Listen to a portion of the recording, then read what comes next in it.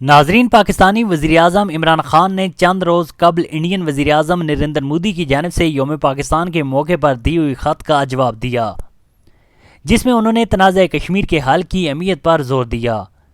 حکومت پاکستان کے ذرائع نے سوشل میڈیا پر گردش کرنے والے اس خط کی تصدیق کی ہے۔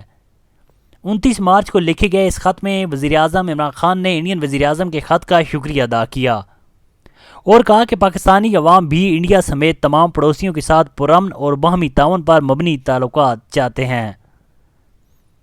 پاکستان کے سابق وفاقی وزیر اور سینیٹر مشاہد حسین سید نے بی بی سی سے بات کرتے ہوئے کہا کہ پہلے تو دونوں ممالک کے درمیان بات بھی نہیں ہو رہی تھی، تاہم اب بات چیت ہو رہی ہے، جو نہایت محتاط اور سفارتی آداب کے مطابق ہے، جس میں دونوں اطراف سے اپنے اپنے پیغام دیے گئے ہیں۔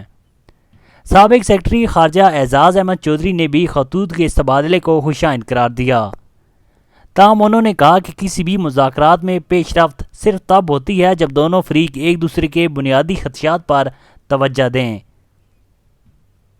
وزیراعظم عمران خان نے مزید لکھا کہ ہمیں یقین ہے کہ جنوبی ایشیا میں پائیدار امن و استحکام انڈیا اور پاکستان کے درمیان تمام زیر التوا تنازعات کے حل سے ممکن ہے، جس میں خصوصی طور پر جموں کشمیر کا تنازع شامل ہے۔